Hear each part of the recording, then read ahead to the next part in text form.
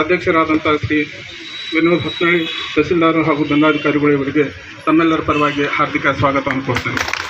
ಅದರಂತೆ ಅಧ್ಯಕ್ಷರು ಪಟ್ಟಣ ಪಂಚಾಯತಿ ಬೀಳಿಗೆ ಮುತ್ತು ಗೋರ್ಜಿಯವರಿಗೂ ಕೂಡ ತಮ್ಮೆಲ್ಲರ ಪರವಾಗಿ ಸ್ವಾಗತವನ್ನು ಕೊಡ್ತಾ ಇದ್ದೀನಿ. ಅದರಂತೆ ಅನ್ವೀರ್ಯ ಪ್ಯಾಟಿಮ್ಯಾನ್ ಗ್ಯಾರಂಟಿ ಇಲ್ಲಿನ ಊರಿನ ಪ್ರಮುಖರಿಗೂ ಹಾಗೂ ಪತ್ರಿಕಾ ಮಾಧ್ಯಮ ಮಿತ್ರರಿಗೂ ಹಾಗೂ ಗೌರವಾನ್ವಿತ ಪಟ್ಟಣ ಪಂಚಾಯತಿ ಎಲ್ಲ ಸದಸ್ಯರುಗಳಿಗೂ ಹಾಗೂ ತಾಲೂಕು ಮಟ್ಟದ ಎಲ್ಲ ಅಧಿಕಾರಿಗಳಿಗೂ ಹಾಗೂ ಎಲ್ಲ ಇಲಾಖೆಯ ಸಿಬ್ಬಂದಿ ವರ್ಗದವರಿಗೂ ಸ್ವಾಗತವನ್ನು ಕೋರುತ್ತಾ, ಇವತ್ತಿನ ದಿವಸ ಒಂದು ಸಣ್ಣ ಕಾರ್ಯಕ್ರಮ ಏನಂದರೆ ರಾಜ್ಯ ಮತ್ತು ರಾಷ್ಟ್ರದ ಒಂದು ಸ್ವಚ್ಛತೆಯ ಸೇನಾನಿಗಳಾದಂಥ ಪೌರ ಕಾರ್ಮಿಕರಿಗೆ ಇವತ್ತಿನ ದಿವಸ 5 ಕಿಟ್ಗಳನ್ನು ಸರ್ಕಾರದಿಂದ ಕೊಡಮಾಡಿದೆ.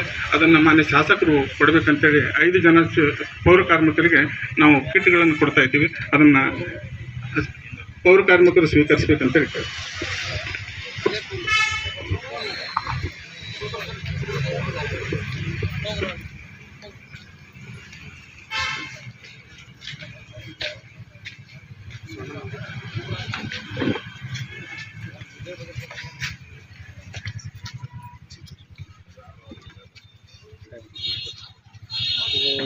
ಐದು ಮಂದಿ ನಮ್ಮ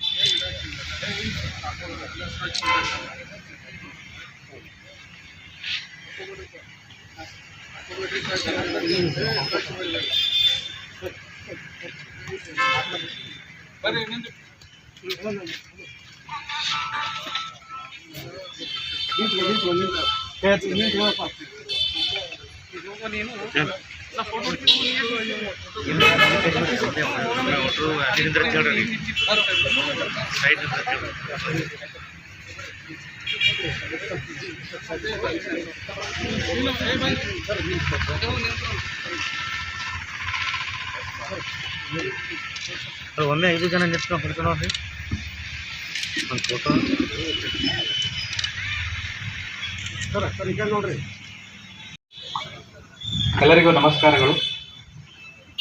ಇವತ್ತಿನ ದಿನ ಭಾರತ ಕಂಡಂತಹ ಭಾರತದ ಪಿತಾಮಹರಂತ ಪದಾಂಕಿತವನ್ನು ಪಡೆದಿರತಕ್ಕಂತಹ ಶ್ರೀ ಮಹಾತ್ಮ ಗಾಂಧೀಜಿಯವರ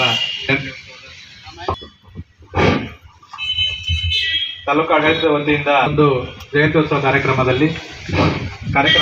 ಅಧ್ಯಕ್ಷತೆಯನ್ನು ವಹಿಸಿರತಕ್ಕಂತಹ ಪಂಚ ಗ್ಯಾರಂಟಿ ಯೋಜನೆಗಳ ಅನುಷ್ಠಾನ ಸಮಿತಿಯ ಅಧ್ಯಕ್ಷರು, ತಾಲೂಕಿನ ಕಾರ್ಯನಿರ್ವಾಹಕ ಅಧಿಕಾರಿಗಳು, ವೃತ್ತ ನಿರೀಕ್ಷಕರು, ಇತರೆ ಎಲ್ಲ ನಮ್ಮ ತಾಲೂಕು ಮಟ್ಟದ ಅಧಿಕಾರಿಗಳು, ಪಟ್ಟಣ ಪಂಚಾಯಿತಿಯ ಸದಸ್ಯರುಗಳು, ಸಾರ್ವಜನಿಕ ಬಂಧುಗಳು, ಮಾಧ್ಯಮದ ಮಿತ್ರರು, ಎಲ್ಲರಿಗೂ ನಾನು ಮಹಾತ್ಮ ಗಾಂಧೀಜಿ ಜಯಂತಿಯವರ ಶುಭಾಶಯಗಳನ್ನು ಕೋರ್ತಾ, ಅದರ ಜೊತೆಗೆ ಶ್ರೀ ಲಾಲ್ ಬಹದ್ದೂರ್ ಶಾಸ್ತ್ರಿಯವರ ಜಯಂತ್ಯೋತ್ಸವದ ಶುಭಾಶಯಗಳನ್ನು ಕೂಡ ನಾನು ಕೋರ್ತೇನೆ. ಮೊನ್ನೆ ಮಾತನಾಡಬೇಕಾದ್ರೆ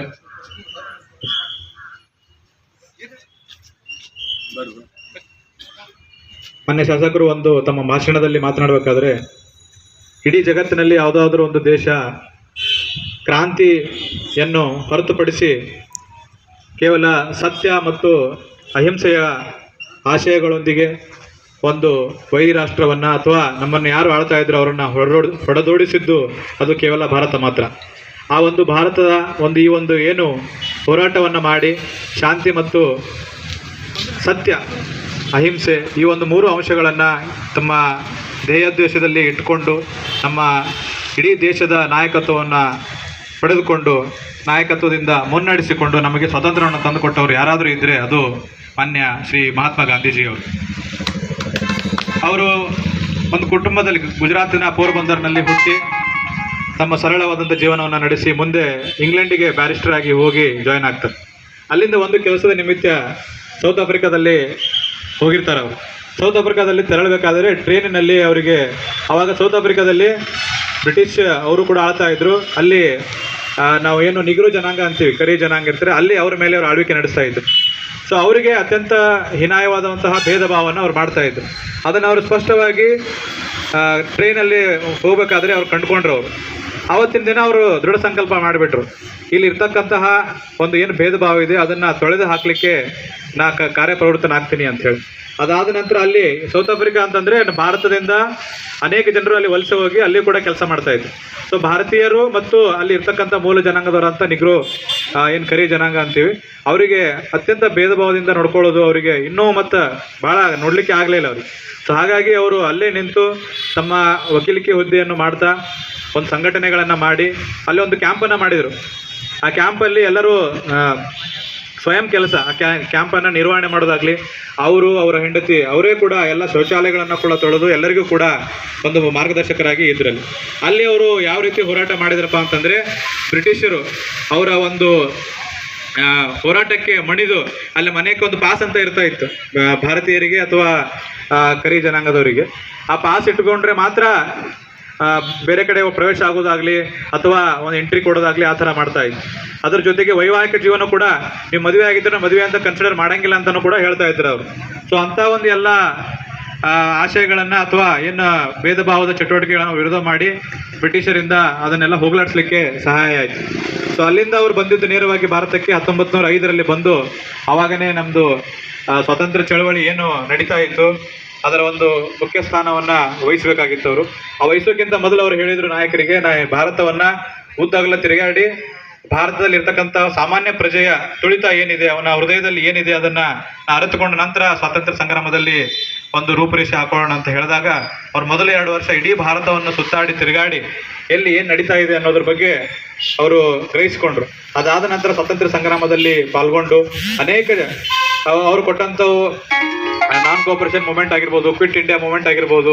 ಸೊ ಇಂಥ ಅನೇಕ ಚಳವಳಿಗಳು ಶಾಂತಿಯುತವಾಗಿ ಅಹಿಂಸೆಯಿಂದ ಆಗಿರಬೇಕು, ಯಾವುದೇ ಹಿಂಸಾಚಾರ ಆಗಬಾರ್ದು ಅಂತ ಹೇಳಿ 1921ರಲ್ಲಿ ಏನು ಸ್ಟಾರ್ಟ್ ಆಯ್ತದೋ ನಾನ್ ಕೋಆಪರೇಷನ್ ಮೂವ್ಮೆಂಟ್ ಆಗಿರ್ಬೋದು, ಅದರಲ್ಲಿ ಒಂದು ಚೌರಿಯಲ್ಲಿ ಒಂದು ಘಟನೆ ನಡೀತಿತ್ತು. ಅದಾದ ನಂತರ ಅಂದ್ರೆ ಏನು ಭಾರತೀಯರು ಬ್ರಿಟಿಷ್ ಪೊಲೀಸರ ಮೇಲೆ ಅಟ್ಯಾಕ್ ಮಾಡಿ ಅವ್ರನ್ನ ಕೊಂದು ಹಾಕ್ತಾರೆ, ಸುಟ್ಟು ಹಾಕ್ತಾರೆ.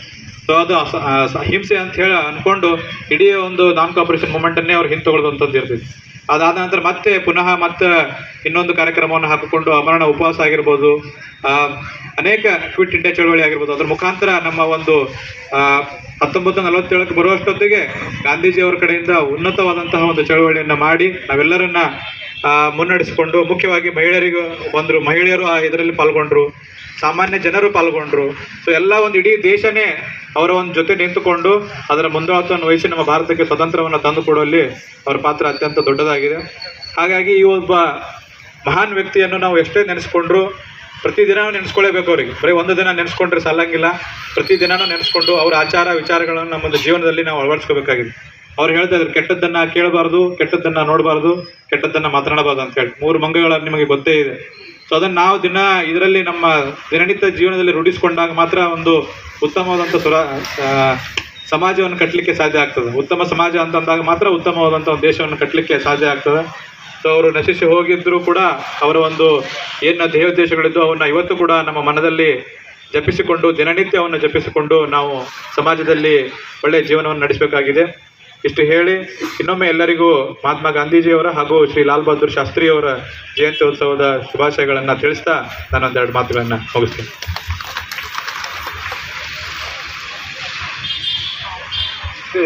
ಮಹಾದೇವ್ ಹಾಜಮನಿಯವರು ಸಂಕ್ಷಿಪ್ತವಾಗಿ ಈ ಕಾರ್ಯಕ್ರಮನ ಉದ್ದೇಶಿಸಿ 2 ಮಾತಾಡಬೇಕಂತ ಕೇಳ್ತಾರೆ.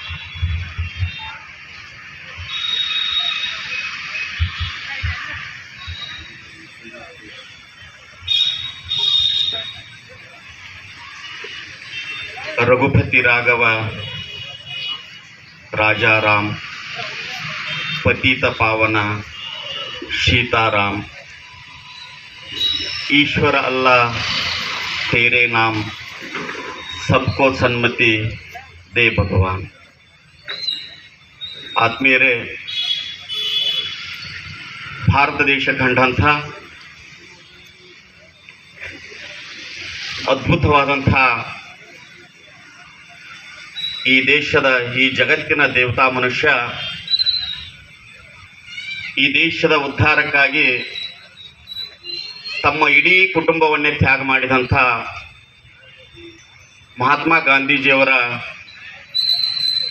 ಜಯಂತಿಯ ಕಾರ್ಯಕ್ರಮದ ಅಧ್ಯಕ್ಷನ್ನು ವಹಿಸಿಕೊಂಡಿರುವಂಥ ಅಪ್ಪಟ ಗಾಂಧಿವಾದಿಗಳು ಆದಂಥ ಬೀಳಿಗೆ ಮತಕ್ಷೇತ್ರದ ಜನಪ್ರಿಯ ಶಾಸಕರು, ಹಟ್ಟಿ ಚಿನ್ನದ ಗಣಿಯ ಅಧ್ಯಕ್ಷರಾದಂಥ ಆತ್ಮೀಯರಾದ ನನ್ನ ಗುರುಗಳಾದಂಥ ಸನ್ಮಾನ್ಯ ಶ್ರೀ ಜೆ ಟಿ ಪಾಟೀಲ್ ಸಾಹೇಬ್ರೆ, ಹಾಗೂ ಬೀಳಿಗೆ ತಾಲೂಕಿನ ದಂಡಾಧಿಕಾರಿಗಳಾದಂಥ ಆತ್ಮೀಯರಾದ ವಿನೋದ್ ಹತ್ತಳ್ಳಿ ಸಾಹೇಬ್ರೆ, ಬೀಳಿಗೆ ಪಟ್ಟಣ ಪಂಚಾಯಿತಿಯ ಅಧ್ಯಕ್ಷರು ಆದಂಥ ಆತ್ಮೀಯರಾದ ಮುತ್ತು ಬೋರ್ಜಿ ಅವರೇ, ಪಟ್ಟಣ ಪಂಚಾಯಿತಿಯ ಮುಖ್ಯಾಧಿಕಾರಿಗಳಾದಂಥ ಆತ್ಮೀಯರಾದ ದೇವೇಂದ್ರ ಧನ್ಪಾಲ್ ಅವರೇ, ಹಾಗೂ ಗ್ಯಾರಂಟಿ ಯೋಜನೆಗಳ ಅಧ್ಯಕ್ಷರು ಆದಂಥ ಆತ್ಮೀಯರಾದ ಪ್ಯಾಟಿಮಠ ಗುರುಗಳೇ, ಬೀಳಿಗೆ ವೃತ್ತ ಪೊಲೀಸ್ ಠಾಣೆಯ ನಿರೀಕ್ಷಕರು ಆದಂಥ ಆತ್ಮೀಯರಾದ ಸನ್ಮಾನಿ ಸಾಹೇಬ್ರೆ, ತಾಲೂಕ್ ಪಂಚಾಯಿತಿಯ ಕಾರ್ಯನಿರ್ವಹಣಾಧಿಕಾರಿಗಳಾದಂಥ ಶ್ರೀನಿವಾಸ್ ಪಾಟೀಲ್ ಅವರೇ, ಎಲ್ಲ ಇಲಾಖೆಗಳಿಂದ ಆಗಮಿಸಿದಂಥ ಎಲ್ಲ ಆತ್ಮೀಯ ಅಧಿಕಾರಿ ಬಂಧುಗಳೇ ಹಾಗೂ ಸಾರ್ವಜನಿಕ ಬಂಧುಗಳೇ, ಗಾಂಧಿ ಅಭಿಮಾನಿಗಳೇ, ಈ ದೇಶದ ಅಭಿಮಾನಿಗಳೇ, CDP ಆಫೀಸ್ನಿಂದ ಬಂದಂಥ ಎಲ್ಲ ಮಹಿಳಾ ಬಂಧುಗಳೇ, ಆತ್ಮೀಯರೇ, ಮಹಾತ್ಮ ಗಾಂಧೀಜಿ ಅವರನ್ನು ಅರಿತುಕೋಬೇಕಾದ್ರೆ ಮಹಾತ್ಮ ಗಾಂಧೀಜಿ ಅವರ ಜೀವನ ಚರಿತ್ರೆಯನ್ನು ಓದಿದಾಗ ಮಹಾತ್ಮ ಗಾಂಧೀಜಿ ಅವರು ಅರ್ಥ ಆಗ್ತಾರೆ. ಮಹಾತ್ಮ ಗಾಂಧೀಜಿ ಅವರನ್ನ 1 ಪುಟ 2 ಪುಸ್ತಕದಷ್ಟು ಮಹಾತ್ಮ ಗಾಂಧೀಜಿಯವರ ಜೀವನ ಚರಿತ್ರೆ ಇಲ್ಲ. ಅವರ ಆತ್ಮಕಥನವನ್ನು ಓದಬೇಕು. ಮಹಾತ್ಮ ಗಾಂಧೀಜಿಯವರು ಕಥನದಲ್ಲಿ ತಮ್ಮನ್ನೇ ತಾವು ಬಯಲಿಗೆ ತೆರೆದಿಟ್ಟು ತಮ್ಮ ವ್ಯಕ್ತಿತ್ವವನ್ನ, ತಮ್ಮ ಜೀವನವನ್ನ ಸಾರ್ವಜನಿಕರ ಬದುಕಿಗೆ ತೆರೆದಿಟ್ಟಂತ ವ್ಯಕ್ತಿ ಯಾರಾದರೂ ಭಾರತ ದೇಶದಲ್ಲಿದ್ರೆ ಅದು ಮಹಾತ್ಮ ಗಾಂಧೀಜಿ. ಮಹಾತ್ಮ ಗಾಂಧೀಜಿಯವರ ಬದುಕು ಬಹಳ ಕಠಿಣವಾದಂಥ ಬದುಕು, ಬಹಳ ಸರಳವಾದಂಥ ಬದುಕು. ಮಹಾತ್ಮ ಗಾಂಧೀಜಿಯವರು 22 ವರ್ಷಗಳ ಕಾಲ ದಕ್ಷಿಣ ಆಫ್ರಿಕಾದಲ್ಲಿ ಅಲ್ಲಿರ್ತಕ್ಕಂಥ ನಮ್ಮ ದೇಶದಿಂದ ವಲಸೆ ಹೋದಂಥ ಭಾರತೀಯರಿಗಾಗಿ, ಅಲ್ಲಿನ ಕಪ್ಪು ಜನರ ಸ್ವಾತಂತ್ರ್ಯಕ್ಕಾಗಿ ಹೋರಾಡಿದಂಥ ವ್ಯಕ್ತಿತ್ವ ಮಹಾತ್ಮ ಗಾಂಧೀಜಿಯವರು. ಮಹಾತ್ಮ ಗಾಂಧೀಜಿಯವರ ಸತ್ಯಾಗ್ರಹ ಅನ್ನುವಂಥ ಪದ ಏನಿದೆಯಲ್ಲ, ಸತ್ಯಾಗ್ರಹ ಹುಟ್ಕೊಂಡಿದ್ದೇ ದಕ್ಷಿಣ ಆಫ್ರಿಕಾದಲ್ಲಿ. ಆ ಸತ್ಯಾಗ್ರಹದ ಅರ್ಥ ಏನು ಅಂತ ನಾವು ಇವತ್ತು ಗ್ರಹಿಸಬೇಕಾಗಿದೆ ಬಂಧುಗಳೇ, ಆತ್ಮೀಯರೇ, ಪತ್ರಕರ್ತ ಬಂಧುಗಳೇ. ಸತ್ಯಾಗ್ರಹದ ಅರ್ಥ ಅದ್ಭುತವಾದಂಥ ಅರ್ಥ. ಅದು ಸತ್ಯಾಗ್ರಹ ಅಂದರೆ ನಮ್ಮ ಆತ್ಮಶಕ್ತಿ ಅಂತ ಮಹಾತ್ಮ ಗಾಂಧೀಜಿ ಅವರು ಹೇಳ್ತಾರೆ. ನಮ್ಮ ಆತ್ಮಶಕ್ತಿಯೇ ಸತ್ಯಾಗ್ರಹ. ಯಾವುದೇ ಒಂದು ನಿರ್ದಿಷ್ಟವಾದಂಥ ಒಂದು ಸ್ವಾತಂತ್ರ್ಯಕ್ಕಾಗಿ ನಾವು ಹೋರಾಟವನ್ನು ಮಾಡ್ತೀವಲ್ಲ, ಅದು ನಮ್ಮ ಆತ್ಮಶಕ್ತಿಯಿಂದ ಕೂಡಿರ್ಬೇಕು ಅನ್ನುವಂಥ ಮಾತನ್ನು ಮಹಾತ್ಮ ಗಾಂಧೀಜಿಯವರು ಹೇಳ್ತಾ ಇದ್ರು. ಮಹಾತ್ಮ ಗಾಂಧೀಜಿಯವರ ಆತ್ಮಕಥನದಲ್ಲಿ ಅವರು ಅನೇಕ ಕಷ್ಟಗಳನ್ನು ಅನುಭವಿಸಿದರು. ಮಹಾತ್ಮ ಗಾಂಧೀಜಿಯವರು ಎಂದೂ ಸ್ವಾರ್ಥಕ್ಕಾಗಿ ತಮ್ಮ ಜೀವನವನ್ನು ಮುಡುಪಾಗಿಡಲಿಲ್ಲ ಎಂದು ಮಹಾತ್ಮ ಗಾಂಧೀಜಿಯವರು. ಅವರು ತಮ್ಮ 4 ಮಕ್ಕಳಿಗೆ ಸಹ ಒಂದು ಚೂರು ಆಸ್ತಿಯನ್ನು ಮಾಡಲಾರದೆ ನಿಮ್ಮ ದುಡಿಮೆಯನ್ನು ನೀವೇ ನಂಬಿ ಅನ್ನುವಂಥ ಮಾತನ್ನು ಮಹಾತ್ಮ ಗಾಂಧೀಜಿಯವರು ಹೇಳ್ತಾರೆ. ಯಾರಿಗಾಗಿ ಆಸ್ತಿಯನ್ನು ಮಾಡಲಿಲ್ಲ, ಕುಟುಂಬಕ್ಕಾಗಿ ಆಸ್ತಿಯನ್ನು ಮಾಡಲಿಲ್ಲ. ಸ್ವತಃ ಅವರ ಹೆಂಡತಿಗೆ, ಕಸ್ತೂರ್ಬಾ ತಾಯಿಯವರಿಗೆ ಶಬರಮತಿ ಆಶ್ರಮದಲ್ಲಿ ಕಕ್ಕಸವನ್ನು ತೊಳಿಲಿಕ್ಕೆ ಹೇಳ್ತಾ ಇದ್ರು ಮಹಾತ್ಮ ಗಾಂಧೀಜಿಯವರು. ಒಂದು ದಿವಸ ಕಸ್ತೂರ್ಬಾಯಿಯವರು ಅಸ್ಪೃಶ್ಯರಾದಂಥ ಕ್ರೈಸ್ತ ಜನಾಂಗದ ಒಬ್ಬ ವ್ಯಕ್ತಿಯ ಮಲದ ಕೊಡವನ್ನು ಅವರು ತೊಳಿಲಿಲ್ಲ ಅಂತ ಮಹಾತ್ಮ ಗಾಂಧೀಜಿಯವರು ಸಿಟ್ಟು ಮಾಡ್ಕೋತಾರೆ ಕಸ್ತೂರ್ಬಾಯಿ ಅವರ ಮೇಲೆ. ಕಸ್ತೂರ್ಬಾಯಿ ಅವರಿಗೆ ಒಂದು ದಿವಸದ ದಿಗ್ಬಂಧನೆಯನ್ನು ಹೇಳ್ತಾರೆ. ನೀ ಯಾಕೆ ಸ್ವಚ್ಛ ಮಾಡಲಿಲ್ಲ? ನಿನ್ನ ಜೊತೆ ನಾನು ಮಾತಾಡಂಗಿಲ್ಲ, ನಿನ್ನ ಮೇಲೆ ನನ್ನ ಸತ್ಯಾಗ್ರಹ ಇದೆ, ನನ್ನ ಜೊತೆ ಮಾತಾಡಬೇಡ ಅನ್ನುವಂಥ ಮಾತನ್ನು ಕಸ್ತೂರ್ಬಾಯಿಗೆ ಹೇಳ್ತಾರೆ ಮಹಾತ್ಮ ಗಾಂಧೀಜಿಯವರು. ಹರಿಜನರ ಉದ್ಧಾರಕ್ಕಾಗಿ ಮಹಾತ್ಮ ಗಾಂಧೀಜಿಯವರು ದುಡಿದ್ರು. ಹರಿಜನ ನಿಧಿಯನ್ನು ಸ್ಥಾಪಿಸಿದರು ಮಹಾತ್ಮ ಗಾಂಧೀಜಿಯವರು. ಅಲ್ಲಿ ಹರಿಜನ ನಿಧಿಗೆ ಒಬ್ಬ ಮಹನೀಯರು ಬಂದು 2 ರೂಪಾಯಿಯನ್ನ ಆ ಹರಿಜನ ದೇಣಿಗೆಯಲ್ಲಿ ಹಾಕಿ ಅವರ ಹೆಸರನ್ನ ನೋಟ್ ಮಾಡಿ ಹೋಗಬೇಕಾಗಿತ್ತು. ಅವತ್ತು ಮಹಾತ್ಮ ಗಾಂಧೀಜಿಯವರು ಆ ಸ್ಥಳದಲ್ಲಿ ಇರಲಿಲ್ಲ, ಕಸ್ತೂರ್ಬಾ ಇದ್ರು. ಕಸ್ತೂರ್ಬಾ ಅವ್ರ ಕೈಯಲ್ಲಿ 2 ರೂಪಾಯಿಯನ್ನು ಕೊಟ್ಟು ಆ ನೋಟ್ನಲ್ಲಿ ಬರೀತಾರೆ. ಆದರೆ ಕಸ್ತೂರ್ಬಾ 2 ರೂಪಾಯಿಯನ್ನು ಹಾಕೋದು ಅಲ್ಲಿ ಮರ್ತು ಬಿಟ್ಟಿರ್ತಾರೆ. ಮಹಾತ್ಮ ಗಾಂಧೀಜಿಯವರು ಸಾಯಂಕಾಲ ಬಂದಾಗ ಅದರ ಲೆಕ್ಕ ಮಾಡಿದಾಗ 2 ರೂಪಾಯಿ ಕಡಿಮೆ ಇರ್ತಾ ಇದೆ. ಈ 2 ರೂಪಾಯಿ ಎಲ್ಲಿ ಹೋತು ಅಂತ ಕಸ್ತೂರ್ಬಾ ಅವರನ್ನು ಕೇಳಿದಾಗ, ಇಲ್ಲ ನನ್ನ ಹತ್ತಿದ್ರೆ ಇದೆ ಅಂದಾಗ ಮಹಾತ್ಮ ಗಾಂಧೀಜಿಯವರು ಕೋಪಿಸ್ಕೊಳ್ತಾರೆ. ನಿನಗೆ 2 ರೂಪಾಯಿ ಅದರಿಂದ ತೆಗೆದುಕೊಂಡಂತ ಹೇಳಿದವ್ರು ಯಾರು? ನೀನು ಮಹಾ ತಪ್ಪು ಮಾಡಿದೆ. ನೀನು ಒಳ್ಳೆಯ ನಡತೆ ಅಲ್ಲ. ಆ 2 ರೂಪಾಯಿಗೆ ನಿನ್ನ ಹತ್ರ ಇರುವಂತ ನಿನ್ನ ದುಡಿಮೆಯ 2 ರೂಪಾಯಿಯನ್ನು ಹಾಕಿ 4 ರೂಪಾಯಿಯನ್ನ ಹರಿಜನ ಉದ್ಧಾರದ ದೇಣಿಗೆಗೆ ತೆಗೆದಿಡು ಅನ್ನುವಂತ ಮಾತನ್ನು ಮಹಾತ್ಮ ಗಾಂಧೀಜಿಯವರು ಸ್ವತಃ ತಮ್ಮ ಹೆಂಡತಿಗೆ ಹೇಳ್ತಾರೆ. ಮಹಾತ್ಮ ಗಾಂಧೀಜಿಯವರು ಅನೇಕ ಭಿನ್ನಾಭಿಪ್ರಾಯಗಳು, ಡಾಕ್ಟರ್ ಬಾಬಾ ಸಾಹೇಬ್ ಅಂಬೇಡ್ಕರ್ ಅವರಿಗೆ ಮಹಾತ್ಮ ಗಾಂಧೀಜಿಯವರಿಗೆ ಭಿನ್ನಾಭಿಪ್ರಾಯಗಳು ಇದಾವೆ ಅನ್ನುವಂಥ ಮಾತನ್ನ ಅನೇಕ ಲೇಖಕರು ಬರೀತಾರೆ. ಆದರೆ ಮಹಾತ್ಮ ಗಾಂಧೀಜಿಯವರು ಡಾಕ್ಟರ್ ಬಾಬಾ ಸಾಹೇಬ್ ಅಂಬೇಡ್ಕರ್ ಅವರನ್ನ ಅತಿ ಆದರದಿಂದ ಕಾಣ್ತಾ ಇದ್ರು. ಡಾಕ್ಟರ್ ಬಾಬಾ ಸಾಹೇಬ್ ಅಂಬೇಡ್ಕರ್ ಅವರ ವಿಚಾರಗಳನ್ನ ಮೆಚ್ಕೋತಾ ಇದ್ರು ಮಹಾತ್ಮ ಗಾಂಧೀಜಿಯವರು. ಅಲ್ಲಿ ಗೋರಾ, ಆಂಧ್ರ ಪ್ರದೇಶದಲ್ಲಿ ಒಬ್ಬ ನಾಸ್ತಿಕ ಮಹಾಸಂಘವನ್ನು ಸ್ಥಾಪಿಸ್ತಾರೆ. ಗೋರಾ ಅನ್ನುವಂಥ ವ್ಯಕ್ತಿ, ಆ ಗೋರಾ ಅನ್ನುವಂಥ ವ್ಯಕ್ತಿಯ ಮೊಮ್ಮಗ ಮಹಾತ್ಮ ಗಾಂಧೀಜಿಯವರ ಶಿಷ್ಯ ಆಗ್ಬೇಕಂತ ಬಯಸ್ತಾನೆ. ಮಹಾತ್ಮ ಗಾಂಧೀಜಿಯವರ ಹತ್ರ ಬಂದು ಕೇಳಿದಾಗ, ನಾನು ನಿಮ್ಮ ಶಿಷ್ಯ ಆಗಿ ಬಯಸ್ತಾನೆ ಅಂತ ಕೇಳಿದಾಗ ಮಹಾತ್ಮ ಗಾಂಧೀಜಿಯವರು ಹೇಳ್ತಾರೆ, ಆ ಗೋರಾನ ಮೊಮ್ಮಗನಿಗೆ, ನೀನು ನನ್ನ ಶಿಷ್ಯ ಆಗುವುದಕ್ಕಿಂತ ಮೊದಲು ಅಂಬೇಡ್ಕರ್ ವಿಚಾರಧಾರೆಗಳನ್ನ ತಿಳ್ಕೊ. ನೀನು ಅಂಬೇಡ್ಕರ್ ಅವರ ಅಸ್ಪೃಶ್ಯತೆಗಾಗಿ ಏನು ಹೋರಾಡ್ತಿದ್ರು, ಈ ಜಾತಿ ವಿನಾಶಕ್ಕಾಗಿ ಏನು ಅಂಬೇಡ್ಕರ್ ಹೋರಾಡ್ತಿದ್ರು, ಅವರ ವಿಚಾರಗಳನ್ನು ತಿಳ್ಕೊಂಡು ಜಾತಿ ವಿನಾಶಕ್ಕಾಗಿ ಹೋರಾಡಿ ಆಮೇಲೆ ನನ್ನ ಶಿಷ್ಯನಾಗು ಅನ್ನುವಂಥ ಮಾತನ್ನ ಮಹಾತ್ಮ ಗಾಂಧೀಜಿಯವರು ಆ ವ್ಯಕ್ತಿಗೆ ಹೇಳಿದರು. ಮಹಾತ್ಮ ಗಾಂಧೀಜಿಯವರು 1869ರಲ್ಲಿ ಹುಟ್ಟಿದಾಗ ಈ ದೇಶ ಸಂಪೂರ್ಣವಾಗಿ ಸಂಸ್ಥಾನಮಯದಿಂದ ಕೂಡಿದಂಥ ದೇಶ. ಜಾತಿ, ಅನೇಕ ಕೋಮುಗಳು, ಅನೇಕ ಪಂಗಡಗಳು ಈ ದೇಶದಲ್ಲಿ ಇದ್ದು, ಅಂಥ ಸಂದರ್ಭದಲ್ಲಿ ಮಹಾತ್ಮ ಗಾಂಧೀಜಿಯವರು ಈ ದೇಶದಲ್ಲಿ ಜನ್ಮ ತಾಳಿ ಈ ದೇಶಕ್ಕೆ ಏನಾದರೂ ಒಂದು ಸುಭದ್ರ ನಿಲುಗಟ್ಟನ್ನು ಹಾಕಿಕೊಡ್ಬೇಕು ಅನ್ನುವಂಥ ಆಸೆಯನ್ನಿಟ್ಟುಕೊಂಡು ಸತತವಾಗಿ ದುಡಿತಾರೆ ಮಹಾತ್ಮ ಗಾಂಧೀಜಿಯವರಿಗೆ. ಮಹಾತ್ಮ ಅನ್ನುವಂಥ ಹೆಸರು ಬಂದಿದ್ದೆ ಅದ್ಭುತ. ಅದು ಮಹಾತ್ಮ ಸೋಮನಕಟ್ಟಿ ಸರ್. ಮಹಾತ್ಮ ಅಂತ ಕರೆದವ್ರು ಯಾರು ಮಹಾತ್ಮ ಗಾಂಧೀಜಿಯವ್ರನ್ನ? ಮಹಾತ್ಮ ಗಾಂಧೀಜಿ ಕರೆದವ್ರು ಯಾರು? ರವೀಂದ್ರನಾಥ್ ಟ್ಯಾಗೋರ್ ಅವರು ಮಹಾತ್ಮ ಗಾಂಧೀಜಿಯವರ ಎಲ್ಲ ಕೆಲಸ ಕಾರ್ಯಗಳನ್ನ, ಈ ದೇಶದ ಅಭಿಮಾನವನ್ನ, ಈ ದೇಶಕ್ಕಾಗಿ ಮಾಡಿದಂಥ ತ್ಯಾಗವನ್ನ ಕಣ್ಣಾರೆ ಕಂಡು ಮಹಾತ್ಮ ಗಾಂಧೀಜಿಯವರನ್ನ ರವೀಂದ್ರನಾಥ್ ಟ್ಯಾಗೋರ್ ಅವರು, ನೀವು ಮಹಾತ್ಮರು, ಈ ಜಗತ್ತಿಗೆ ಮಹಾತ್ಮರು, ಭಾರತ ದೇಶಕ್ಕೆ ಮಹಾತ್ಮರು ಅನ್ನುವಂಥ ಸಂದೇಶವನ್ನ ಟ್ಯಾಗೋರ್ ಅವರು ಕೊಡ್ತಾರೆ. ಟ್ಯಾಗೋರ್ ಅವರಿಗೆ ಮಹಾತ್ಮ ಗಾಂಧೀಜಿಯವರು ತಾವು ಗುರುದೇವ್ ಅನ್ನುವಂಥ ಸಂಬೋಧನೆ ಮಾಡ್ತಾರೆ. ಗುರುದೇವ್ ಅನ್ನುವಂಥ ಸಂಬೋಧನೆಯನ್ನು ಮಾಡ್ತಾರೆ. ಅದಕ್ಕಾಗಿ ಮಹಾತ್ಮ ಗಾಂಧೀಜಿಯವರ ಗುರುಗಳಾದಂಥ ಗೋಪಾಲ್ ಕೃಷ್ಣ ಗೋಖಲೆ ಅವರು ಸಹ ದಕ್ಷಿಣ ಆಫ್ರಿಕಾಕ್ಕೆ ಹೋಗಿ ಮಹಾತ್ಮ ಗಾಂಧೀಜಿಯವರ ಕಾರ್ಯಗಳನ್ನು ನೋಡ್ತಾ ಇದ್ರು. ಅಲ್ಲಿ ಮದನ್ ಮಾಳ್ವಿಯಾ ಸುದ್ಯಕ್ಕೆ ಹೋಗಿದ್ರು ದಕ್ಷಿಣ ಆಫ್ರಿಕಾಕ್ಕೆ. ಮಹಾತ್ಮ ಗಾಂಧೀಜಿಯವರ ಇಂಟೆನ್ಷನ್ ಏನು, ಮಹಾತ್ಮ ಗಾಂಧೀಜಿಯವರು ಆಫ್ರಿಕಾದಲ್ಲಿ ತೆಗೆದುಕೊಂಡಂಥ ನಿರ್ಣಯಗಳೇನು, ಅತಿ ಆಫ್ರಿಕಾದಲ್ಲಿ ಮಹಾತ್ಮ ಗಾಂಧೀಜಿಯವರಿಗೆ ಆದಂಥ ಅಪಮಾನಗಳನ್ನು ನೋಡಿದರೆ ನಾವು ಈ ದೇಶದ ಪ್ರತಿಯೊಬ್ಬ ಜನಾಂಗನೂ ಎಚ್ಚೆತ್ತುಕೊಳ್ಬೇಕು. ನಾವು ಮಹಾತ್ಮ ಗಾಂಧೀಜಿಯವರ ತ್ಯಾಗದಿಂದ ನಾವು ಈ ದೇಶದಲ್ಲಿದ್ದೇವೆ. ಮಹಾತ್ಮ ಗಾಂಧೀಜಿಯವರ ಕಷ್ಟಪಟ್ಟಂಥ ಈ ಸ್ವಾತಂತ್ರ್ಯದಿಂದ ಈ ದೇಶದಲ್ಲಿ ಬದುಕ್ತಾ ಇದ್ದೇವೆ ನಾವು. ಆತ್ಮೀಯರೇ, ಇವತ್ತು ಊಹಿಸ್ಕೋಬೇಕು, ಇನ್ನೂ ಆದರೂ ಸಹ ಚೀನಾದಲ್ಲಿರುವಂಥ ಟಿಬೇಟು ಇನ್ನೂ ಆದರೂ ಸಹ ಸ್ವಾತಂತ್ರ್ಯವನ್ನು ಪಡೆದಿಲ್ಲ. ಅಹಿಂಸೆಯ ಮೂಲಕ ಸ್ವಾತಂತ್ರ್ಯವನ್ನು ಪಡಿಬೇಕು ಅನ್ನುವಂಥ ಒಂದು ಮಹತ್ವಾಕಾಂಕ್ಷೆಯನ್ನು ಇಟ್ಟುಕೊಂಡು ಇವತ್ತು ಟಿಬೇಟಿಯನ್ನದವರು ನಮ್ಮ ಭಾರತ ದೇಶದಲ್ಲಿ ಬಂದು ನಿಲ್ಲಿಸಿದ್ದಾರೆ. ದಲಾಯ್ ಲಾಮಾ ಅವರು ಹೇಳ್ತಾರೆ, ನಿಮ್ಮ ಅಚ್ಚುಮೆಚ್ಚಿನ ಗುರು ಯಾರು ಅಂತ ದಲಾಯ್ ಲಾಮಾ ಅವ್ರನ್ನ ಕೇಳಿದಾಗ, ನನ್ನ ಅಚ್ಚುಮೆಚ್ಚಿನ ಗುರು ಭಾರತ ದೇಶದ ಮಹಾತ್ಮ ಗಾಂಧೀಜಿ ಅನ್ನುವಂಥ ಮಾತನ್ನು ದಲಾಯ್ ಲಾಮಾ ಅವರು ಹೇಳ್ತಾರೆ. ಅಂಥ ಅದ್ಭುತ ಶಕ್ತಿ ಮಹಾತ್ಮ ಗಾಂಧೀಜಿಯವರಿತ್ತು.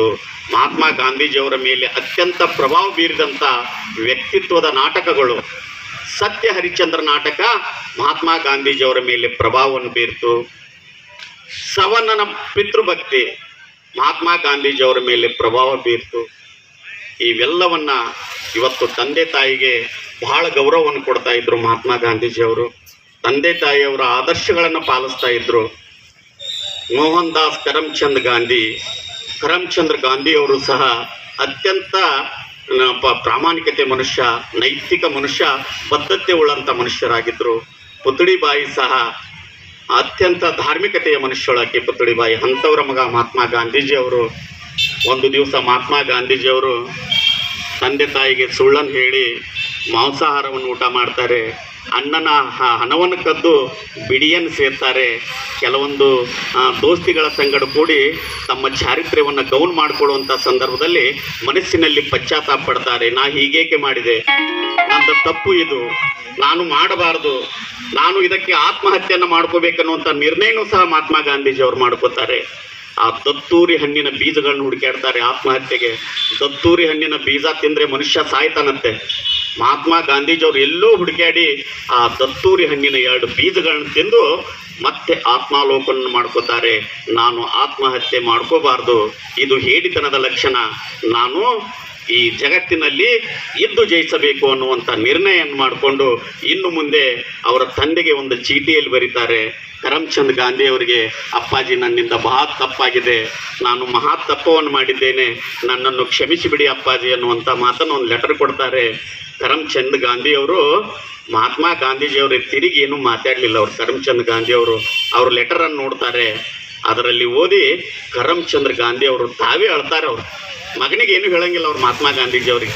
ತಾವೇ ಆತ ಲೆಟರನ್ನು ನೋಡಿ ನನ್ನ ಮಗನಿಗೆ ಪಶ್ಚಾತ್ತಾಪ ಆಗಿದೆ, ನಾನು ಅವನಿಗೆ ಬುದ್ಧಿ ಹೇಳೋ ಮಟ್ಟಕ್ಕೆ ನಾನು ಇರಬಾರ್ದು ಅನ್ನುವಂಥ ಮಾತನ್ನು ಮನಸ್ಸಿನಲ್ಲಿ ಕಲ್ಪಿಸಿಕೊಂಡು ಮಗನಿಗೆ ಮನಸ್ಸಿನಲ್ಲೇ ಕ್ಷಮಾ ಮಾಡ್ತಾರೆ. ಬಾಯಿಂದ ಕ್ಷಮಾ ಅಂತ ನಿನ್ನ ಕ್ಷಮಾ ಮಾಡಿದ್ದೇನೆ ಅಂತ ಹೇಳಂಗಿಲ್ಲ ಅವ್ರು ಕರಮ್ಚಂದ್ ಗಾಂಧಿಯವರು.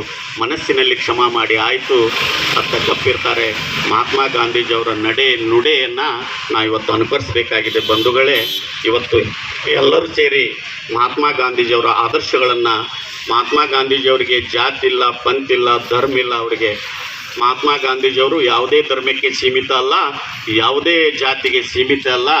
ಮಹಾತ್ಮ ಗಾಂಧೀಜಿಯವರು ಒಂದು ಮಾತನ್ನು ಹೇಳ್ತಾ ಇದ್ದರು, ಭಾರತ ದೇಶದಲ್ಲಿರ್ತಕ್ಕಂಥ ಈ ಶಾಸ್ತ್ರ ಮತ್ತು ವೇದ ಮತ್ತು ಪುರಾಣಗಳು ಯಾವಾಗ ಜಾತಿ ರಹಿತವಾಗಿ ಇವು ಉಚ್ಚಾರಿಸಲ್ಪಡುತ್ತಾವೋ ಅವಾಗೆ ಮಾತ್ರ ಈ ದೇಶದ ಉದ್ಧಾರ. ಒಂದು ವೇಳೆ ಶಾಸ್ತ್ರಗಳು ವೇದಗಳು ಇವು ಜಾತಿಯನ್ನು ಹಿಡಿದ್ರೆ ನಾನು ಹಿಂದೂ ಧರ್ಮದಲ್ಲಿ ಇರೋದಿಲ್ಲ ಅನ್ನುವಂಥ ಮಾತನ್ನು ಮಹಾತ್ಮ ಗಾಂಧೀಜಿಯವರು ಹೇಳ್ತಾರೆ. ಯಾವುದೇ ಧರ್ಮದ ಅಪೇಕ್ಷೆಯನ್ನು ಪಟ್ಟವರಲ್ಲ ಮಹಾತ್ಮ ಗಾಂಧೀಜಿಯವರು. ಮಹಾತ್ಮ ಗಾಂಧೀಜಿಯವರು ಧರ್ಮದ ಆಚೆ ನಿಂತವರು, ಜಾತಿಯ ಆಚೆ ನಿಂತವರು. ಮಹಾತ್ಮ ಗಾಂಧೀಜಿಯವರು ಮಾನವೀಯತೆಯ ಮಹಾಸಾಗರ ಆಗಿದ್ದರು.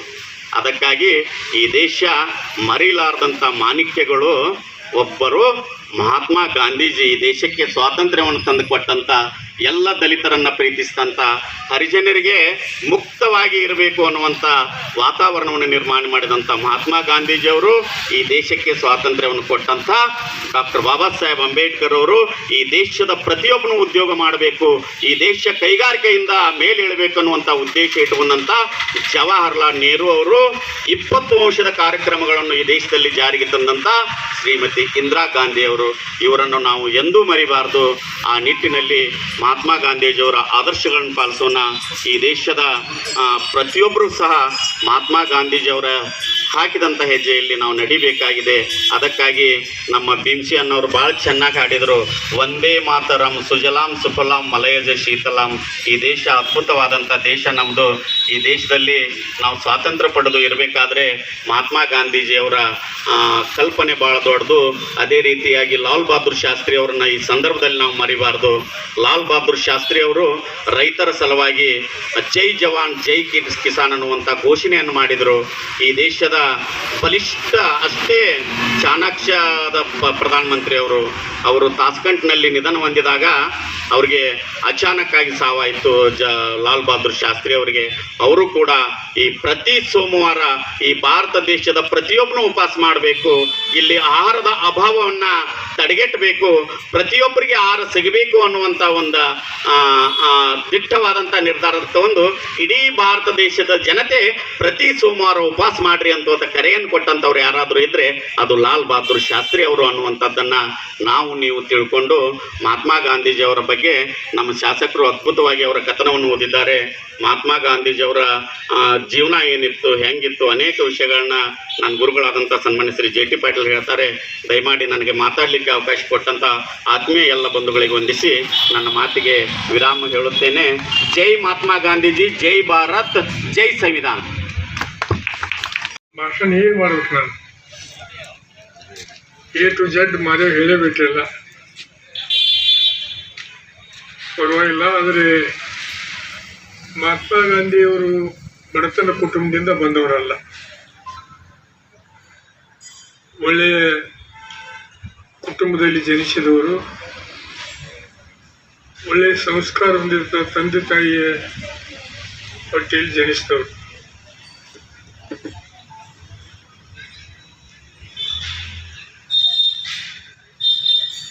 ಒಳ್ಳೆಯ ಪಂಡಿತರು ಆಗಿದ್ದರು.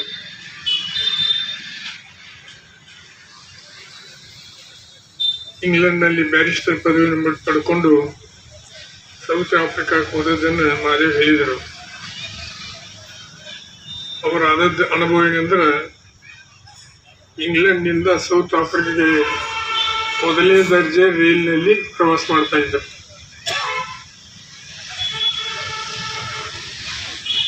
ಆವಾಗ ಬ್ರಿಟಿಷ್ ಅಧಿಕಾರಿಗಳು ಅಥವಾ ಬ್ರಿಟಿಷರಂದರೆ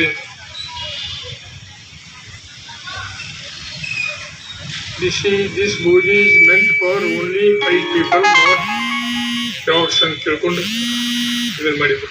ನಾಯಿಗಳ ಕೂಡು ಬರುವ ಸ್ಥಳ ಎಲ್ಲಿದು, ಕೇವಲ ಬಿಳಿಯರು ಪ್ರವಾಸ ಮಾಡುವಂಥ ಬೋಗಿ ಅಂತ ಅವ್ರನ್ನ ಅಲ್ಲಿಂದ ಹೊರಗೆ ಹಾಕಿದ್ರು. ಅವತ್ತನೇ ಈ ಜನಾಂಗೀಯ ದ್ವೇಷ, ಮಾನವರ ಮೇಲೆ ಆಗುವಂಥ ದೌರ್ಜನ್ಯ ಇವನು ಹೋಗಲಾಡಿಸ್ಬೇಕಂತ ಪಣ ತೊಟ್ಟು ಅಲ್ಲಿ ಸಂಘಟನೆ ಮಾಡಿ ಹೋರಾಟ ಮಾಡಿ ಅಲ್ಲಿನೂ ಜೈಲಿಗೆ ಹೋಗಿ ಬಂದರು. ಅವ್ರ ಜೀವನ ಹೆಂಗಪ್ಪ ಅಂದ್ರೆ ಬಟಾಬೈಲು, ಮೇಮೇಲೆ ಒಂದು ಶಲ್ಲೆ, ಒಂದು ಅರ್ಧ ಧೋತಿ ಬಿಟ್ಟರೆ ಅವ್ರ ಸಂಪಾದನೆ ಅದು ಅವ್ರ ಸ್ವಂತ ಕೈಯಿಂದ ನೂತು ತಯಾರು ಮಾಡಿದಂಥ ಬಟ್ಟೆ ಮುಖಾಂತರ ಅವ್ರು ತಮ್ಮ ಮೈ ಮುಚ್ಕೋತಿದ್ರು. 1914ನೇ ಇಸ್ವಿಯೊಳಗೆ ಗೋಖಲೆಯವರು, ರಾಮ್ಡೆಯವರು, ತಿಲಕ್ ಅವರು ಅವ್ರನ್ನ ನೀವು ನಮ್ಮ ದೇಶಕ್ಕೆ ಸ್ವಾತಂತ್ರ್ಯ ಸಿಗಬೇಕಾದ್ರೆ ನೀವು ಅದರ ನೇತೃತ್ವ ವಹಿಸಬೇಕು ಅನ್ನುವಂಥ ಮಾತನ್ನು ಹೇಳಿ ಅವರನ್ನು ಸ್ವಾತಂತ್ರ್ಯದ ಚಳುವಳಿಯೊಳಗೆ ಭಾಗಿ ಮಾಡಿಕೊಂಡರು. ಸೌತ್ ಆಫ್ರಿಕಾದಲ್ಲಿ ಇದ್ದಂಥ ಸಂದರ್ಭದೊಳಗೆ ಅತ್ಯಂತ ಬಡವರು ಏನಿರ್ತಾರೆ, ಆ ಸಂಘಟನೆ ಏನಿರ್ತಾರೆ, ಅವ್ರು ಊಟ ಹಾಕೋದು ಕಷ್ಟ ಆಗಿತ್ತು. ಪ್ರತಿಯೊಂದು ಪೈಸೆನೂ ಲೆಕ್ಕ ಹಾಕುವಂಥ ಸ್ಥಿತಿ ಇತ್ತು. ಒಮ್ಮೊಮ್ಮೆ ಯಾರಿಗಾದ್ರೂ ಊಟ ಸಿಗ್ಲಿಕ್ಕಂದ್ರೆ ಇವರು ಕಸ್ತೂರ್ಬಾ ಗಾಂಧಿಯವರು, ಮಹಾತ್ಮ ಗಾಂಧಿಯವರು ಉಪವಾಸ ಮಾಡ್ಕೋತಿದ್ರು.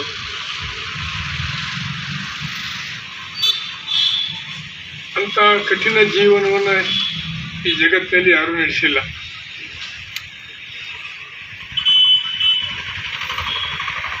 ಅನೇಕ ಚಳವಳಿಗಳನ್ನ ಅಲ್ಲೇ ಮಾಡಿದರು. ಹಿಂಗಾಗಿ ಚಳವಳಿ ಹಿನ್ನೆಲೆ ಸಂಘಟನೆ ಸಂಪೂರ್ಣವಾಗಿ ಅರ್ಥ ಮಾಡ್ಕೊಂಡಿದ್ರು, ಅರ್ಧ ಕೊಡ್ದಂಗೆ ಆಗಿತ್ತು ಅವರು. ಆಮೇಲೆ ಅಲ್ಲಿ ಸೌತ್ ಆಫ್ರಿಕಾದಾಗಿದ್ದ ಹೊತ್ತೊಳಗೆ ಅವ್ರ ಮಗಗೆ ಒಮ್ಮೆ ಅನಾರೋಗ್ಯ ದವಾಖಾನೆಗೆ ಕರ್ಕೊಂಡು ಹೋಗಿ ತೋರಿಸುವಷ್ಟು ಶಕ್ತಿ, ಆರ್ಥಿಕ ಚೈತನ್ಯ ಇದ್ದಿದ್ದಿಲ್ಲ. ಸ್ವತಃ ಆಯುರ್ವೇದ ಅಭ್ಯಾಸ ಮಾಡಿ ಮಗನಿಗೆ ಆಯುರ್ವೇದ ಮುಖಾಂತರ ಗುಣ ಮಾಡಿದರು. ನಮಗೆ ಕಸ್ತೂರ್ಬಾ ಗಾಂಧಿ ಅವರಿಗೆ ಸಹಿತ ದೊಡ್ಡ ಪ್ರಮಾಣದಲ್ಲಿ ಅನಾರೋಗ್ಯ ಆಗಿತ್ತು. ಅವಾಗ ಸಹಿತ ಸ್ವತಃ ಆಯುರ್ವೇದ ಅಭ್ಯಾಸ ಮಾಡಿ ಅವ್ರಿಗೆ ಟ್ರೀಟ್ಮೆಂಟ್ ಕೊಟ್ಟು ಅವ್ರನ್ನೂ ಉಳಿಸಿದರು. ಇಂಥ ಸ್ಥಿತಿ ಅವ್ರದ್ದು ಆಗಿತ್ತು. ಆದರೆ ಏನು ಮಾಡೋದು, ದುರ್ದೈವ, ಅವ್ರ ಮಕ್ಕಳು ಯಾರೂ ಶಣ್ಯರಾಗಲಿಲ್ಲ. ಹೀರಾಲಾಲ್ ಗಾಂಧಿ ಹಿರಿಯ ಮಗ, ವ್ಯಸನಿ, ಹುಡುಕ, ಮನೆಯಲ್ಲಿ ಇದ್ದಂಥ ಸಾಮಾನುಗಳನ್ನು ಮಾರಿ ಚಟಕ್ಕೆ ಅಧೀನಾಗಿದ್ದ. ಒಂದು ಗಾಂಧೀಜಿಯವರಿಂದ ದೂರ ಹೋದವರು. ಅವರ ಮಟ್ಟಕ್ಕೆ ಯಾರೂ ಬೆಳೆಯಲಿಲ್ಲ. ನಂತರ ಭಾರತಕ್ಕೆ ಬಂದ ಬಳಕಂತೂ ತಮಗೆ ಗೊತ್ತಿದೆ, ಜಗತ್ತಿನೊಳಗೆ ಯಾರಾದರೂ ಇವತ್ತಿನವರೆಗೆ ಮಹಾತ್ಮ ಅನಿಸ್ಕೊಂಡಿದ್ದಾರೆ, ಅದು ಕೇವಲ ಗಾಂಧಿಯವರೊಬ್ಬರೇ ಮಾತಾಡುವಂಥ ಮಾತಾಡ್ತಾರೆ. ಯಾರಿಗೂ ಮಹಾತ್ಮ ಪದವಿ ಯಾರಿಗೂ ಸಿಕ್ಕೇ ಇಲ್ಲ.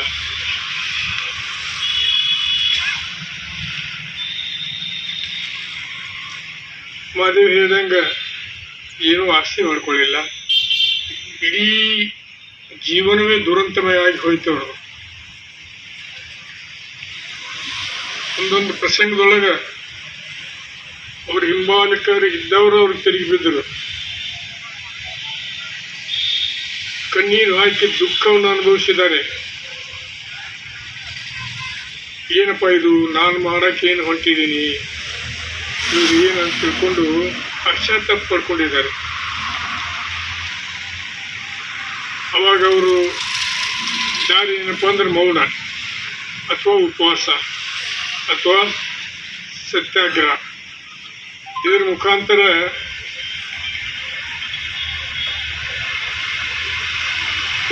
ನಮಗೆ ನಮ್ಮ ಸಂಘಟನೆ ಶಕ್ತಿಯನ್ನು ಜನರಿಗೆ ತೋರಿಸಿ ಸ್ವಾತಂತ್ರ್ಯ ದೊರಕಿಸ್ತಾರೆ. ಸ್ವಾತಂತ್ರ್ಯ ಕೊಟ್ಟರು, ಎಲ್ಲರೂ ಬ್ರಿಟಿಷರ ಸಂಕೋಲಿಂದ ಹೊರಗೆ ಬಂದೀವಿ. ಕೇವಲ 5 ನಿಮಿಷ ಭಾಷಣದೊಳಗೆ ಅವ್ರ ಚರಿತ್ರೆ ಹೇಳಲಿಕ್ಕೆ ಆಗೋದೇ ಇಲ್ಲ ಯಾರಿಗೂ. ಆತ್ಮಕಥನ ಅನ್ನುವಂಥದ್ದು 711 ಪೇಜ್ ಇದೆ. ಅದನ್ನು ಓದಿದರೆ ಗಾಂಧೀಜಿಯವರ ಜೀವನ ಹೆಂಗಿತ್ತು, ಎಷ್ಟು ಕಠಿಣ ಇತ್ತು, ಎಂಥ ಪ್ರಸಂಗಗಳನ್ನ ಎದುರಿಸಿದರು. ಎಂದೂ ಅವರು ಸಾಯುವವರೆಗೂ ಸಹಿತ ಪಂಚತತ್ವಗಳನ್ನು ಬಿಟ್ಟುಕೊಡಲಿಲ್ಲ. ಸತ್ಯ, ಅಹಿಂಸೆ, ಪರೋಪಕಾರ ಹಾಗೂ ಇನ್ನೂ ಒಟ್ಟು 5 ಇದು ನಡತೆ, ಅದರೊಳಗೆ ಏನೂ ಬದಲಾವಣೆ ಆಗಲಿಲ್ಲ. ದೇಶದ ದುರ್ದೈವ ಇವತ್ತು ನಮ್ಮ ದೇಶ ಯಾರು ಗಾಂಧೀಜಿಯವ್ರನ್ನ ಕೊಂದರು ಅವ್ರ ಗುಡಿ ಕಟ್ಟಿಸ್ಲಿಕ್ಕೆ ಹೊಂಟಿದ್ದಾರೆ. ಯಾರು ಸ್ವಾತಂತ್ರ್ಯದೊಳಗೆ ಭಾಗಿಯಾಗಿಲ್ಲ ಅವರು ಇವತ್ತು ಅವ್ರ ಮುಖಾಂತರ ದೇಶಭಕ್ತಿ ನಾವು ಕಲಿಬೇಕಾಗಿದೆ. ಇದು ನಮ್ಮ ದೇಶದ ದುರ್ದೈವ ಅನ್ನುವಂಥ ಮಾತನ್ನು ನಾನು ಹೇಳಲಿಕ್ಕೆ ಇಚ್ಛೆ ಮಾಡ್ತೀನಿ. ಆಮೇಲೆ ಇವತ್ತು ನಾನು ಇಲ್ಲಿ ನೋಡಿದಾಗ ಕಂಬಳಿ ನಮ್ಮ ಬುಡಕ್ಕೆ ಸಿಕ್ಕವ್ರು ಅಷ್ಟೇ ಬಂದ್ವಿ ನಾವಿಲ್ಲಿ. ಪ್ರೆಸ್ನವರು ಅನಿವಾರ್ಯ, ಅಧಿಕಾರಿಗಳು ಅನಿವಾರ್ಯ, ನಾವು ಜನಪ್ರತಿನಿಧಿಗಳು ಅನಿವಾರ್ಯ, ಅಧಿಕಾರಿಗಳು ಅನಿವಾರ್ಯ. ಇವ್ರು ಬಿಟ್ಟರೆ, ಸರ್ಕಾರಿ ನೌಕರದಾರರು ಬಿಟ್ಟರೆ ಏನೋ 4-5 ಮಂದಿ ಬೆಳ್ಳೆ ಸಿಗ 1, 2, 3 ಇಲ್ಲೊಂದು 3-4 ಮಂದಿ ಅದಾರ. ಒಂದು 7 ಮಂದಿನ ಬಿಟ್ಟರೆ ಯಾರೂ ಅಲ್ಲೇ ಕೂತಾರೆ ನಮ್ಮ ಗೆಳೆಯರು. ಒಂದು 7 ಮಂದಿನ ಬಿಟ್ಟರೆ ಮಹಾತ್ಮ ಗಾಂಧಿ ಮಾಡಿಕೊಟ್ಟಿರುವಂಥ ಸ್ವಾತಂತ್ರ್ಯವನ್ನು ಅನುಭವಿಸೋದು ಬಿಟ್ಟರೆ ಅವ್ರ ಬಗ್ಗೆ ಯಾರ್ದೂ ಚಿಂತನೆ ಇಲ್ಲ, ಕಳಕಳಿ ಇಲ್ಲ, ಪ್ರೀತಿ ಇಲ್ಲ, ನೆನಪಿಸ್ಕೊಳ್ಳೋದಿಲ್ಲ. ಇದು ನಮ್ಮ ದೇಶದ ದುರ್ದೈವ. ಗೊತ್ತಿಲ್ಲ, ಎಲ್ಲರ ಈಗ ಬಸ್ ಸ್ಟ್ಯಾಂಡ್ ಅಂತೆಗೆ ಈ ಜಗಳ ಕಟ್ಟಿದ್ರೆ ಒಂದು 400-500 ಮಂದಿ ಸೇರ್ತಾರೆ. ಯಾವ ಬುಡುಬುಡಿಕೆ ಅವನಿಗೆ ಬಂದ್ರೆ 200-300 ಮಂದಿ ಸೇರ್ತಾರೆ. ಹವಾಡಿಗೆ ಬಂದ್ರೆ 200-300 ಮಂದಿ ಸೇರ್ತಾರೆ. ಒಂದು ಏನಾರ ಸಣ್ಣ ಆಕ್ಸಿಡೆಂಟ್ ಆದ್ರೆ ಅಲ್ಲಿನೂ 400-500 ಮಂದಿ ಸೇರ್ತಾರೆ.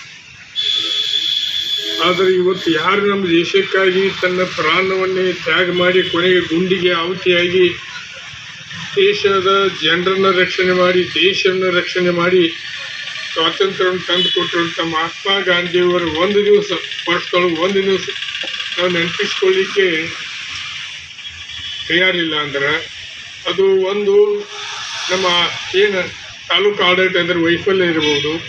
ಸರಿಯಾಗಿ ನೀವು ಎಲ್ಲರಿಗೂ ಇನ್ವೈಟ್ ಮಾಡಿ ಜನಪ್ರತಿನಿಧಿಗಳನ್ನ ಇವ್ರನ್ನ ಕರೆಸಿದ್ರಿ ಅಂದರೆ ಇದು ಹಾಕಿದ್ದಲ್ಲ ಅನ್ನುವಂಥ ಆರೋಪ ನಿಮ್ಮ ಮೇಲೆ ಮಾಡ್ತೀನಿ, ತಾಲೂಕು ಆಡಳಿತದ ಮೇಲೆ.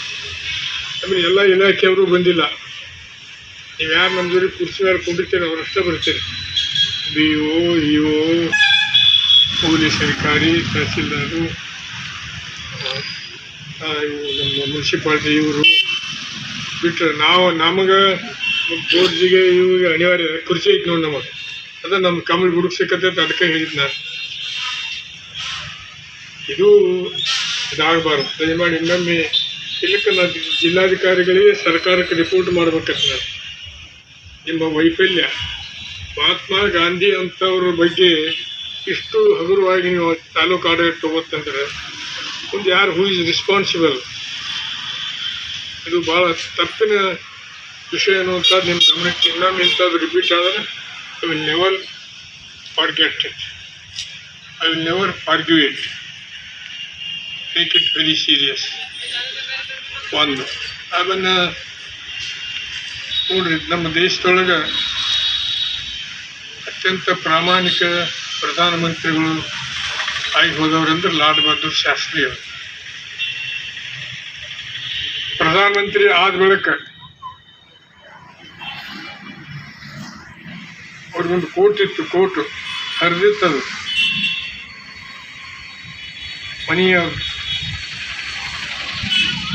ಶಾಸ್ತ್ರೀಯ ಕುಟುಂಬ ಕೈಲಿ ಸೂಜಿಲಿ ಹೊಲಿಗೆ ಹಾಕಿ ಕೋರ್ಟ್ ಹಾಕೊಂಡು ಹೋದ ಪ್ರಸಂಗ ನಾವೆಲ್ಲ ಓದಿದ್ದೀವಿ, ನೋಡಿದ್ದೀವಿ. ತಾಷ್ಕೆಂಟ್ಗೆ ಹೋಗೋದ್ರೊಳಗೆ ಅವ್ರಿಗೊಂದು ಹೊಸ ಕೋಟ್ ಇದ್ದಿದ್ದಿಲ್ಲ, ಯಾರೋ ಒಬ್ರು ಬಂದು ಹೊಸ ಕೋಟ್ ಹಾಕಿದ್ರು ಅವರು ತಾಷ್ಕೆಂಟ್ಗೆ ಹೋಗೋದ್ರೊಳಗೆ. ದುರ್ದೈವ ತಾಷ್ಕೆಂಟ್ ಅವ್ರ ಬಲಿ ತಗೋತು ಆ ಮಾತು ಬೇರೆ. ದೇಶದೊಳಗೆ ಹಾಹಾಕಾರಿತ್ತು ಆಹಾರದ್ದು. 20 to 25% ಬಡವರು ಒಪ್ಪತ್ತಿನ ಊಟ ಮಾಡ್ತಿದ್ರು. ಅದಕ್ಕಾಗಿ ಪ್ರತಿ ಸೋಮವಾರ ಕಂಪಲ್ಸರಿಯಾಗಿ ಉಪವಾಸ ಮಾಡಿ ಅಂತ ತಿಳ್ಕೊಂಡು ಕರೆ ಕೊಟ್ಟರು. ಅದನ್ನು ದೇಶಕ್ಕೆ ಅನ್ನ ಕೊರತೆ ಬೀಳಬಾರ್ದು ತಿಳ್ಕೊಂಡು ಜೈ ಜವಾನ್ ಅಂತ ತಿಳ್ಕೊಂಡು ಡಿಕ್ಲೇರ್ ಮಾಡಿದ್ರು. ಜೈ ಕಿಸಾನ್, ದೇಶದ ರಕ್ಷಣೆ ಮಾಡೋರ ಸಲುವಾಗಿ ಜೈ ಜವಾನ್ ಅಂತ ತಿಳ್ಕೊಂಡು ಜೈ ಜವಾನ್ ಜೈ ಕಿಸಾನ್ ಸ್ಲೋಗಾನ್ ತಂದವರು ಯಾರಾದರೂ ಇದ್ರೆ ಅದು ಲಾಲ್ ಬಹದ್ದೂರ್ ಶಾಸ್ತ್ರಿ ಅವರು ಅಂತ ಮಾತಲ್ಲಿ ಹೇಳ್ತಿಲ್ಲ. ಅಪರೂಪದ ವ್ಯಕ್ತಿಗಳಲ್ಲಿ ಅಪರೂಪ ಅವರು. ಗಾಂಧಿಯವರ ನಂತರ ಪ್ರಾಮಾಣಿಕವಾಗಿ ಜನಮನದಲ್ಲಿ ಇರುವವರು ಲಾಲ್ ಬಹದ್ದೂರ್ ಶಾಸ್ತ್ರಿ ಅವರು ಅಂತ ಮಾತಲ್ಲಿ ಹೇಳ್ತಿದ್ರು. ಒಮ್ಮೆ ಸಂಸಾರ ನಡೆಸಬೇಕಲ್ಲ ಪ್ರಧಾನಮಂತ್ರಿ ಇದ್ದಾಗ,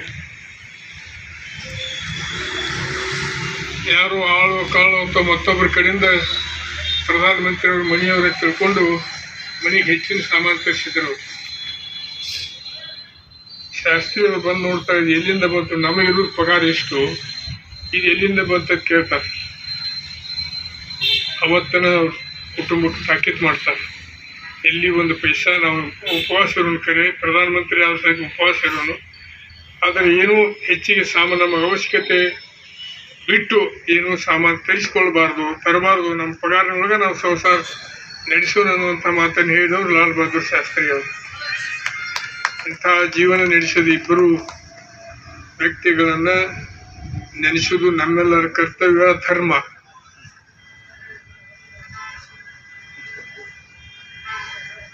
ಅಂದ್ರೆ ಸಾವಿರಾರು ಜನರ ಒಂದು ಯಾವ ಸಮಾಜದ ಕಾರ್ಯಕ್ರಮ ಸಾವಿರಾರು ಜನ ಸೇರ್ತಾರೆ.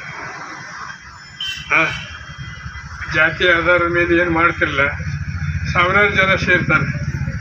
ಜಾತ್ಯತೀತವಾಗಿ ಹೋರಾಟ ಮಾಡಿದಂಥ ಇಬ್ಬರು ನಾಯಕರು ಒಂದೇ ದಿನ ಅವರ ಜಯಂತಿ ಆಚರಣೆ ಸಂದರ್ಭದೊಳಗೆ ನಾವು ಸಾವಿರಾರು ಜನ ಸೇರ್ಲಿಕ್ಕಂದ್ರೆ ಏನು ಅದರ ಔಚಿತ್ಯವೇನು? ಅದು ಜನರಲ್ಲಿ ಮಾನಸಿಕ ದಿವಾಳಿತನ, ಬೌದ್ಧಿಕ ದಿವಾಳಿತನ ಆಗಿದೆ ಅಂತ ತಿಳ್ಕೊಂಡು ನಾವು ಅರ್ಥ ಮಾಡ್ಕೊಳ್ಬೇಕತ್ತೆ. ಇದಾಗಬಾರ್ದು. ಮುಂದಿನ ಸರಿ ಈ ಕಾರ್ಯಕ್ರಮದಲ್ಲಿ ನೀವು 2 ವರ್ಷ ಜೂನ್, ಜುಲೈ, ಆಗಸ್ಟ್, ಸೆಪ್ಟೆಂಬರ್ 2 ವರ್ಷ 8 ತಿಂಗಳು ಇರ್ತೀನಿ. ಮುಂದಿನ ಸರಿ ಗಾಂಧಿ ಜಯಂತಿಗೆ ಕನಿಷ್ಠ 1,000 to 2,000 ಜನ ಸೇರಿಸಿ ನಿಮಗೇನಾದ್ರೂ ಖರ್ಚು ವೆಚ್ಚ ಆಗ್ಲಿಕ್ಕೆ ನಾವು ಬೇಕಾದ್ರೆ ಭಿಕ್ಷಾ ಇರ್ತೀವಿ. ಮಾಡಿ ನೋಡ್ರಿ, ಸಂದೇಶ ಹೋಗ್ಬೇಕು. ಆಮೇಲೆ ಇನ್ನೂ ಇವತ್ತು ಮಹಾತ್ಮ ಗಾಂಧಿ ಅಂದ್ರೆ ಯಾರು ಅನ್ನೋದು ಹಳ್ಳಿಗಳಿಗೆ 50% ಮಂದಿಗೆ ಗೊತ್ತಿಲ್ಲ. ಅಂಬೇಡ್ಕರ್ ಯಾರಪ್ಪ ಅನ್ನುವಂಥದ್ದನ್ನು ನಮ್ಮ ದಲಿತ ಬಂಧುಗಳನ್ನ ಬಿಟ್ಟರೆ ಅವ್ರಿಗೂ ಭಾಳ ಮಂದಿಗೆ ಗೊತ್ತಿಲ್ಲ. ಅವ್ರ ಕೊಡುಗೆ ಏನೋ ಗೊತ್ತಿಲ್ಲ. ಅಂಬೇಡ್ಕರ್ ಸಂವಿಧಾನ ಕೊಡ್ಲಾರ್ದು ಹೋಗಿದ್ರಿ, ಸುಂದರವಾದ ಸಂವಿಧಾನ ಕೊಡ್ಲಾರ್ದು ಹೋಗಿದ್ರೆ ನಮ್ದು ಇನ್ನೂ ಸರಿ ಸಮಾನತೆ ಬರ್ತಿದ್ದಿಲ್ಲ.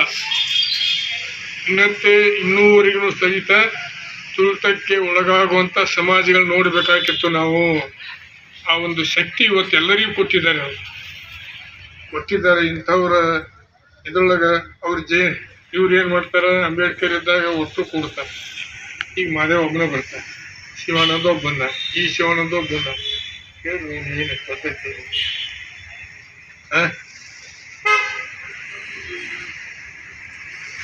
ಹೋದ ನಾವು ಏನು ಮಾಡಕತ್ತೀವಿ ಎಲ್ಲರೂ, ಜಗತ್ತಿನಲ್ಲಿ ಮಹಾನ್ ವ್ಯಕ್ತಿಗಳು ಮಹಾತ್ಮ ಗಾಂಧಿ, ಅಂಬೇಡ್ಕರ್. ಮಹಾತ್ಮ ಗಾಂಧಿನಂತ ಅವ್ರ ಜಾತಿ ಇಲ್ಲ, ಸಂಬಂಧ ಇಲ್ಲ, ಸೂತ್ರ ಇಲ್ಲ, ಇನ್ನೂರಿಗೆ ಯಾವ ಜಾತಿ ಅನ್ನೋದು ಗೊತ್ತಿಲ್ಲ. ಅಭ್ಯಾಸ ಮಾಡಿದವರು ಗೊತ್ತಿರ್ಬೋದು, ಅವ್ರು ಜಾತಿ ಹತ್ತಿಲ್ಲ. ಅಂಬೇಡ್ಕರ್ನ ಓದಿ, ಮಹಾನ್ ವ್ಯಕ್ತಿನ ಓದಿ ನಾವು ಜಾತಿ ಹೆಚ್ಚಿಬಿಟ್ಟಿವಿ. ಕೇವಲ ಪರಿಶಿಷ್ಟ ಜಾತಿಯವರಿಗೆ ಸೀಮಿತ ಅನ್ನೋ ರೀತಿಯೊಳಗೆ ನಾವು ನಡ್ಕೊಂಡ್ವಿ ಅಂದ್ರೆ ಇದು ದೇಶಕ್ಕೆ ಆಗುವ ಅಪಮಾನ. ಅಂಬೇಡ್ಕರ್ ಅಲ್ಲಿ ದೇಶಕ್ಕೆ ಆಗುವ ಅಪಮಾನ, ಮಹಾತ್ಮ ಗಾಂಧಿಯವರಿಗೆ ಆಗುವ ಅಪಮಾನ. ಇದನ್ನ ಅರ್ಥ ಮಾಡ್ಕೊಂಡು ಮುಂದಿನ ಸರಿ ಎಷ್ಟು ಮಂದಿ ಶಿಕ್ಷಕರಿದ್ದಾರೆ ಅಷ್ಟು ಪಾಲ್ಗೊಳ್ಬೇಕಲ್ಲಿ. ಎಷ್ಟು ಮಂದಿ ಇಲಾಖೆ ಅಧಿಕಾರಿಯಾಗಿದೆ ಪ್ಯೂನ್ ಹಿಡ್ಕೊಂಡು ಅಷ್ಟು ಪಾಲ್ಗೊಳ್ಬೇಕು. ಆಮೇಲೆ ಯಾರ್ಯಾರು ಸರ್ಕಾರಿ ನೌಕರದಾರ ಅದೇ ಸರ್ಕಾರಿ ಇರ್ಬೋದು, ಮೊದಲು ಅವ್ರಿಗೆ ಬುದ್ಧಿ ಹೇಳೋನು, ಅವ್ರಿಗೆ ತಿಳುವಳಿಕೆ ಹೇಳೋನು, ಅವ್ರಿಗೆ ಗೌರವ ಕೊಡ್ಲಿಕ್ಕೆ ಹೇಳೋನು. ಮುಂದಿನ ಸರಿ ಆಗ್ಲಾರ ನಾನು ಕರಿಬೇಡ, ನಾನೇ ಬೋರ್ದಲ್ಲ. ಇದು ಒಂದು ಸಂದೇಶ ಹೋಗ್ಬೇಕಲ್ಲ, ಏನಾದರೂ ಒಂದು ಇದು ಆಚರಣೆ ಮಾಡುವುದು ರೀತಿ ನಮ್ದು ಅಲ್ಲ ಅನ್ನುವಂಥ ಮಾತನ್ನು ಹೇಳೋದ್ರ ಮುಖಾಂತರ ಮತ್ತೊಮ್ಮೆ ಅವರಿಬ್ಬರಿಗೂ ಸಹಿತ ಗೌರವಪೂರ್ವಕ ನಮನಗಳನ್ನು ಸಲ್ಲಿಸಿ, ಎಂದೂ ಯಾರು ಇನ್ನೊಬ್ಬರು ಮಹಾತ್ಮ ಗಾಂಧಿ ಆಗಕ್ಕೆ ಸಾಧ್ಯ ಇಲ್ಲ, ಇನ್ನೊಬ್ಬರು ಅಂಬೇಡ್ಕರ್ ಆಗಕ್ಕೆ ಸಾಧ್ಯ ಇಲ್ಲ. ಅವ್ರು ಹಾಕಿಕೊಟ್ಟಂಥ 1% ದಾರಿ ಒಳಗೆ ನಾವು ನಡೆದೀವಿ ಅಂದ್ರೆ ಅವ್ರ ಆತ್ಮಕ್ಕೆ ಚಿರಶಾಂತಿ ಸಿಗ್ತೈತಿ. ನೋಡ್ತಿರ್ತಾರೆ ಅಲ್ಲಿ ಮ್ಯಾಲಿನಿಂದ, ಏನಪ್ಪ ನಮ್ಮ ಭಾರತೀಯ ನಾಗರಿಕರು, ಭಾರತೀಯ ಪ್ರಜೆಗಳು ಏನು ಮಾಡ್ತಾರ, ನಾವು ಹಾಕಿಕೊಟ್ಟಂಥ ದಾರಿಗಳು ನಡೀತಾರೋ ಇಲ್ಲೋ.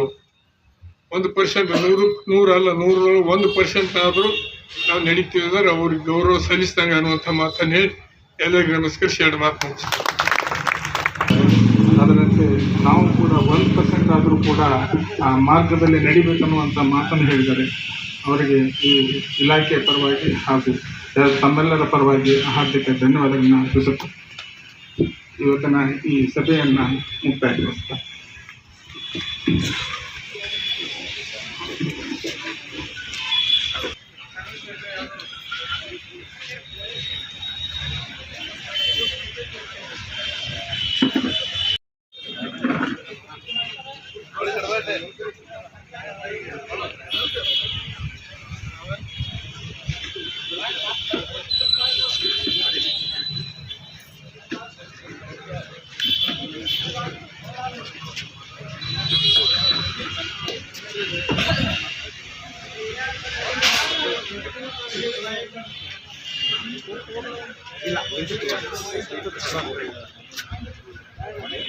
ಇಲ್ಲ